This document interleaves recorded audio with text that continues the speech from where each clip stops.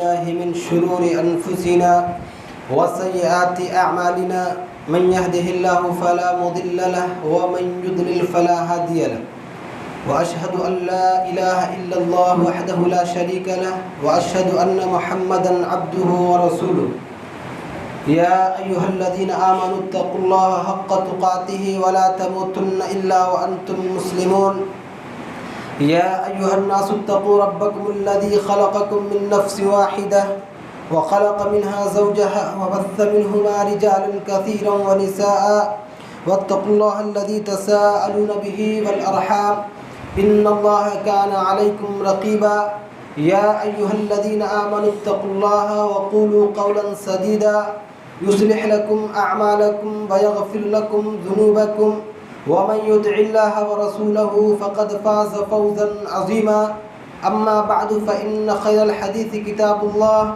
وخير الهدي هدي محمد صلى الله عليه وسلم وشر الأمور محدثاتها وكل محدثة بدعة وكل بدعة ضلالة وكل ضلالة في النار أعوذ بالله من الشيطان الرجيم بسم الله الرحمن الرحيم يا أيها الذين آمنوا كتب عليكم الصيام كما كتب على الذين من قبلكم لعلكم تتقون وقال سبحانه وتعالى وفي ذلك فليتنافس المتنافسون.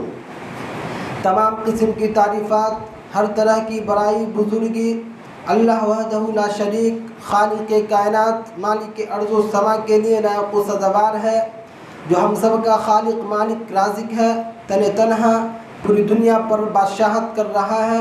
ہم سب کے سب اس کے محتاج ہیں، وہ ہم میں سے کسی کا بھی محتاج نہیں. بے شبہ درود و سلامتی ہو اللہ کے بندے اور رسول محمد صلی اللہ علیہ وسلم پر، جنہیں رب العالمین نے اس کائنات کا آخری امام اور اپنی وحی کا آخری ترجمان بنا کر بھیجا. محترم دینی بھائیوں اور دوستوں، رمضان المبارک کی آمد ہے. ہر طرف مومن کے دل میں اس کے تئیں اظہار مسرت ہے. یہ وہ مبارک مہینہ ہے جس کا مومن آدمی سال بھر انتظار کرتا ہے، کیونکہ یہ نیکی، برکت، بخشش، عنایت، توفیق، زہد، تقوی، مروت، خاکساری، مساوات، صدقہ و خیرات، رضائے الہی، جنت کی بشارت اور جہنم سے غلو خلاصی کا مہینہ ہے. اس ماہ مقدس میں مومن کے اندر فکر آخرت کے ذریعے رب سے ملاقات کی خواہش بیدار ہوتی ہے. اللہ رب العالمین کی طرف سے اس پر ایمان لانے والوں کے لیے یہ مہینہ ایک عظیم تحفہ ہے. پورے ایک سال کے بعد یہ مہینہ ہمارے پاس صرف ایک مہینہ کے لیے مہمان بن کر آ رہا ہے. اب ہمارا یہ فرض بنتا ہے کہ ہم اس مہمان کا کیسے استقبال کریں. اس ماہ عظیم الشان کا استقبال ہم اور آپ کیسے کریں، اور اس مہینے کے فیوز و برکات سے اپنے دامن کو نیکی کے موتی سے کیسے بھریں. دینی بھائیوں اور دوستوں، ہم اس مہمان کا استقبال کیسے کریں؟ اپنے ذہن میں ذرا تصور پیدا کریں کہ جب آپ کے گھر کسی اعلیٰ مہمان کی آمد ہوتی ہے تو آپ کیا کرتے ہیں؟ یقیناً ہم میں سے ہر شخص کا جواب ہوگا کہ ہم بہت سی تیاریاں کرتے ہیں، پورے گھر آنگن کو سجاتے ہیں، خود بھی ان مہمان کے لیے زینت اختیار کرتے ہیں، نہا دھو کر اچھا کپڑا پہنتے ہیں. پورے گھر میں خوشی کا ماحول ہوتا ہے، بچوں کے چہرے پر خوشی کے آثار نظر آتے ہیں. مہمان کی خاطر تواضع کے لیے پرتکلف انگنت کھانے تیار کیے جاتے ہیں، انواع و اقسام کے کھانے تیار کیے جاتے ہیں. پھر جب وہ مہمان ہمارے گھر تشریف لاتے ہیں تو ہم انتہائی ادب اور احترام کے ساتھ ان کو اپنے گھر میں بیٹھاتے ہیں، خاطر تواضع میں کسی طرح کی کوئی کمی نہیں آنے دیتے ہیں. جب ایک مہمان کی اس قدر تیاری، تو مہمانوں میں سب سے اعلیٰ مہمان اور رب کی طرف سے بھیجے ہوئے مہمان کی تیاری کس قدر پرزور ہونی چاہیے. اب سوچئے، دنیا میں جو ہمارے گھر کوئی مہمان آتے ہیں تو ہم اس قدر تیاری کرتے ہیں، یہ مہمان ہے رب کی طرف سے ہے، صرف 1 مہینہ کے لیے پورے سال میں ہمارے پاس آ رہا ہے، تو اس کی تیاری کس قدر پرزور ہونی چاہیے۔ آئیے کچھ ایسے اعمال سیکھنے کی کوشش کرتے ہیں جن کے ذریعے ہم اس ماہ عظیم الشان کا، اس مہمان کا اچھے انداز سے استقبال کر سکیں۔ دینی بھائیوں اور دوستوں، رمضان المبارک کی عظمت کا ادراک کیجیے۔ رمضان کا مہینہ بے حد عظیم ہے، لہذا اس کی عظمت کا احساس اور قدر و منزلت کا لحاظ رمضان آنے سے پہلے ہی اپنے ذہن اور دماغ میں پیوست کر لیں، تاکہ جیسے ہم رمضان میں داخل ہوں غفلت، سستی، بے اعتنائی، ناقدری، ناشکری، احسان فراموشی، صیام اور قیام سے بے رغبتی کے اوصاف رذیلہ پیدا نہ ہو۔ رمضان آنے سے پہلے ہی ہمیں رمضان کی عظمت کا احساس کرنا ہے۔ یہ مہینہ اس قدر عظمت اور قدر والا مہینہ ہے کہ اس کی ایک رات کا نام ہی قدر و منزلت ہے۔ چنانچہ اللہ رب العالمین نے فرمایا کہ انا انزلناہ فی لیلۃ القدر، یقینا ہم نے اس قرآن کو لیلۃ القدر یعنی باعزت اور خیر و برکت والی رات میں نازل کیا۔ وما ادراک ما لیلۃ القدر، اور آپ کو کیا معلوم کہ لیلۃ القدر کیا ہے؟ لیلۃ القدر خیر من الف شہر، 1000 مہینوں کی راتوں سے بہتر ہے۔ تنزل الملائکۃ والروح فیہا باذن ربہم من کل امر، اس رات فرشتے اور جبرائیل امین اللہ رب العالمین کا ہر حکم لے کر اترتے ہیں۔ سلام ہی حتی مطلع الفجر، وہ رات سلامتی والی ہوتی ہے طلوع فجر تک۔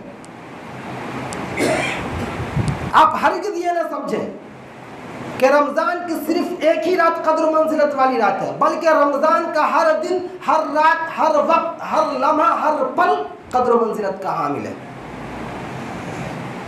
لہذا جو اس ماہ رمضان کو پا لینے کے بعد عمل صالح کرتا ہے، اللہ رب العالمین اسے راہ جہاد میں شہید ہونے والے سے بھی پہلے جنت میں داخلہ نصیب فرماتا ہے۔ ابن ماجہ کی روایت ہے، طلحہ بن عبید اللہ رضی اللہ تعالی عنہ کہتے ہیں کہ دور دراز کے 2 آدمی نبی صلی اللہ علیہ وسلم کی خدمت میں حاضر ہوئے۔ وہ دونوں ایک ساتھ اسلام لائے تھے، ان میں سے ایک دوسرے کی بنسبت بہت زیادہ محنتی تھا، بہت زیادہ عبادت گزار تھا، اللہ کے راہ میں جہاد کرتے کرتے وہ شہید ہو گیا۔ دوسرا آدمی اس کے بعد 1 سال تک زندہ رہا، پھر اس کی بھی وفات ہو گئی۔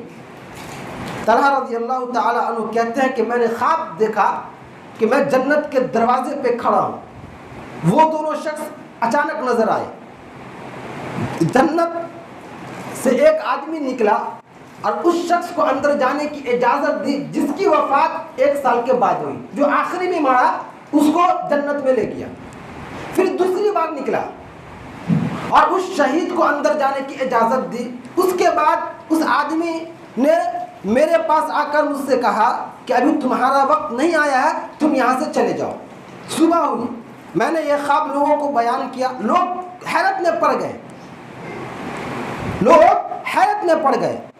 پھر یہ قصہ نبی صلی اللہ علیہ وسلم کو سنایا گیا تو آپ نے فرمایا کہ تم کس بات پہ حیرت میں پڑ رہے ہو، کس بات پہ تمہیں تعجب ہے؟ لوگوں نے کہا اللہ کے رسول صلی اللہ علیہ وسلم، یہ آدمی بہت محنتی تھا، بہت عبادت گزار تھا، شہید ہے، اللہ کے راستے میں جہاد کرتا ہوا شہید ہو گیا، اور یہ دوسرا آدمی اس سے پہلے جنت میں چلا گیا۔ تو نبی صلی اللہ علیہ وسلم نے فرمایا کہ اس میں حیرت کی کیا بات ہے؟ اس میں حیرت کی کیا بات ہے؟ کیا الیس قد مکث ھذا بعدہ، کیا وہ اس کے بعد 1 سال تک زندہ نہیں رہا؟ لوگوں نے کہا ضرور زندہ رہا۔ تو آپ نے فرمایا کہ اس 1 سال میں اس نے رمضان کا مہینہ پایا، رمضان کا روزہ رکھا، نمازیں پڑھی، بہت سارے سجدے کیے، تو اسی وجہ سے ان دونوں کے درجوں کے درمیان آسمان و زمین کے فاصلے سے بھی زیادہ دوری۔ اب سوچئے، ایک شہید ہے اور ایک روزہ دار ہے، رمضان کا مہینہ پا لینے کے بعد عبادت کرا، نیک عمل کرا، اس شہید سے پہلے جنت میں داخل ہو رہا ہے۔ یہ رمضان کا مہینہ جس کا ہم اور آپ استقبال کر رہے ہیں، انتہائی عظمت والا مہینہ ہے۔ دینی بھائی اور دوستوں، تو لہٰذا اس کی عظمت کا ہمیں رمضان سے پہلے ہی ادراک کرنا ہے۔ اسی طریقے سے رمضان جہاں رب کا مہمان ہے، وہیں اس کی طرف سے ایک عظیم نعمت بھی ہے۔ عام طور سے انسان کو اس نعمت کا احساس کم ہی ہوتا ہے جو اسے حاصل ہو جاتی ہے، لیکن جو چیز انسان کو نہیں ملتی ہے وہ اس کے لیے تڑپتا رہتا ہے۔ ایک بینا کو اندھے کی بنسبت آنکھ کی نعمت کا احساس کم ہوتا ہے، اس لیے وہ اس کا استعمال فلم بینی اور برائی کے مشاہدے میں کرتا ہے۔ اگر ایک بینا کو یہ احساس ہو جائے کہ آنکھ اللہ رب العالمین کی بہت بڑی نعمت ہے، اس کی قدر کرنی چاہیے، تو کبھی بھی وہ اپنی آنکھ سے برائی کا ادراک نہیں کرے گا۔ ایک اندھے کو آنکھ کی نسبت کا احساس، آنکھ کی نعمت کا احساس زیادہ ہوتا ہے، کیونکہ اس کے پاس آنکھ نہیں ہے۔ جس کے پاس ہاتھ نہیں ہے، آپ اس سے پوچھئے ہاتھ کی نعمت۔ اسی طریقے سے ایک اندھے کو آنکھ کی نعمت کا زیادہ احساس ہوتا ہے۔ تو جو چیز انسان کو مل جاتی ہے اس کا احساس نہیں ہوتا ہے، اس نعمت کی قدر نہیں کرتا ہے۔ یہ فرق ایمان میں کمی کا سبب ہے۔ لہذا جو مومن ہوگا وہ اللہ رب العالمین کی ہر نعمت کی قدر کرے گا۔ اور ایمان کا تقاضا یہ ہے کہ ہم رمضان جیسے عظیم الشان مہینے کی نعمت کا احساس کریں، اور اس احساس کا تقاضا یہ ہے کہ ہم رب العالمین کی شکر گزاری کریں، رب العالمین کی ہم شکر گزاری کریں۔ آپ سوچئے کہ بہت سارے لوگ تھے جو گزشتہ سال انہوں نے ہمارے ساتھ رمضان کا روزہ رکھا تھا، ہمارے ساتھ سحری افطاری کیا کرتے تھے، آج وہ اس مہینے میں موجود نہیں ہے، آج وہ اس دنیا سے رخصت ہو گئے، انہیں رمضان کا یہ مہینہ نصیب نہیں ہوا، اس سے پہلے وہ اس دنیا سے رخصت ہو گئے۔ تو رب نے ہمیں یہ مہینہ دیا، یہ اللہ کی بہت بڑی نعمت ہے دینی بھائی۔ لہذا اس نعمت پر رب کی شکر گزاری کریں۔ اگر ہم رب کی شکر گزاری کرتے ہیں تو رب العالمین ہمیں بار بار یہ نعمت دے گا، بار بار ہمیں رمضان کا مہینہ نصیب فرمائے گا۔ چنانچہ فرمایا وَإِذْ تَعَذَّنَ رَبُّكُمْ لَئِن شَكَرْتُمْ لَأَزِيدَنَّكُمْ وَلَئِن كَفَرْتُمْ إِنَّ عَذَابِي لَشَدِيدٌ، کہ تیرے رب نے فیصلہ کر دیا ہے، تیرے رب کا اعلان ہے کہ اگر تم شکر گزاری کرو گے لَأَزِيدَنَّكُمْ، میں تمہیں مزید دوں گا، وَلَئِن كَفَرْتُمْ، اگر تم نے ناشکری کی تو یاد رکھو میرا عذاب بہت سخت ہے۔ رمضان کا مہینہ پا لینے کے بعد تم نے اس مہینے کا صحیح سے استعمال نہیں کیا، اس نعمت کی قدر نہیں کی، تو یاد رکھو میرا عذاب بہت سخت ہے۔ تو نعمت میں رمضان جیسا مہینہ نصیب ہونے کی بھی نعمت ہے، بلکہ یہ بہت بہت بڑی نعمت ہے۔ رمضان کا مہینہ نصیب ہو رہا ہے، یہ اللہ رب العالمین کی بہت بڑی نعمت ہے۔ لہذا اس نعمت کا احساس کرے، رب کی شکر گزاری کرے۔ آپ یاد رکھیے یہ رمضان ہی ہے جس کی وجہ سے ہم بہت ساری نیکیاں کر لیتے ہیں، بہت ساری برائیوں سے بچ جاتے ہیں۔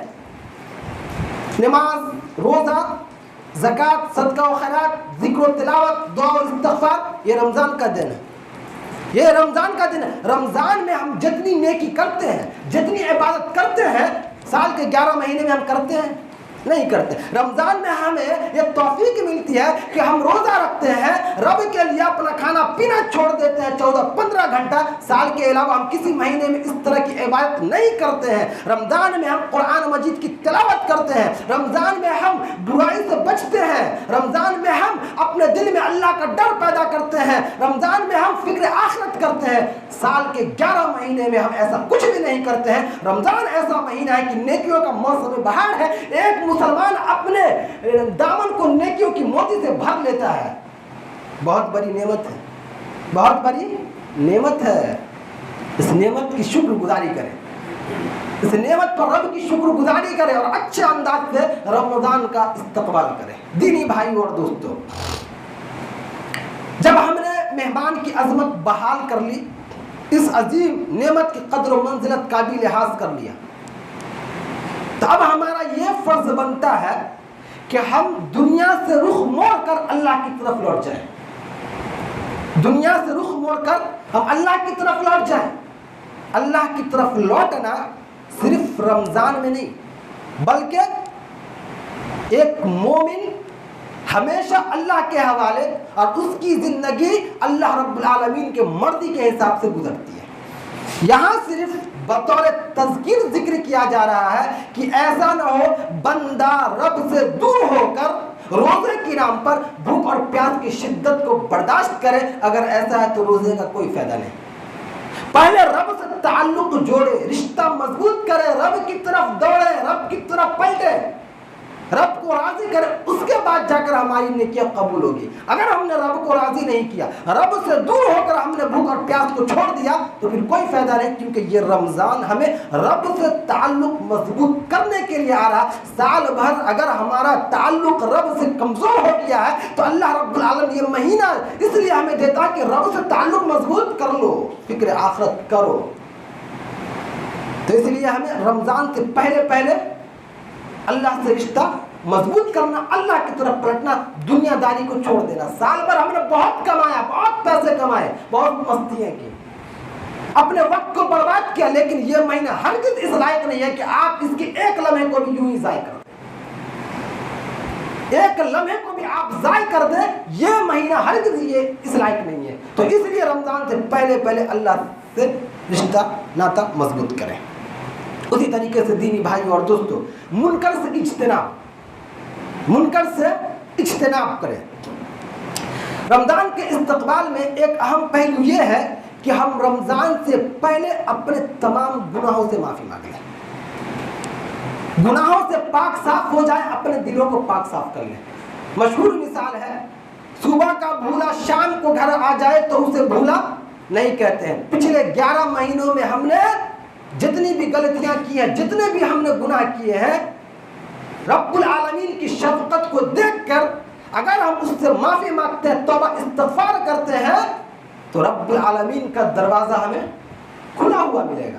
بلکہ اس کا تو اعلان عام ہے, قل یا عبادی الذین اسرفوا علی انفسہم لا تقنطوا من رحمت اللہ, اے میرے وہ بندے جنہوں نے اپنے نفس پر ظلم و زیادتی کیا, لا تقنطوا من رحمت اللہ, اللہ کی رحمت سے مایوس مت ہو, اللہ تمہارے تمام گناہوں کو بخش دے گا. وہ بخشنے والا ہے, وہ رحم کرنے والا ہے, اپنے بندوں سے بہت زیادہ محبت کرنے والا ہے.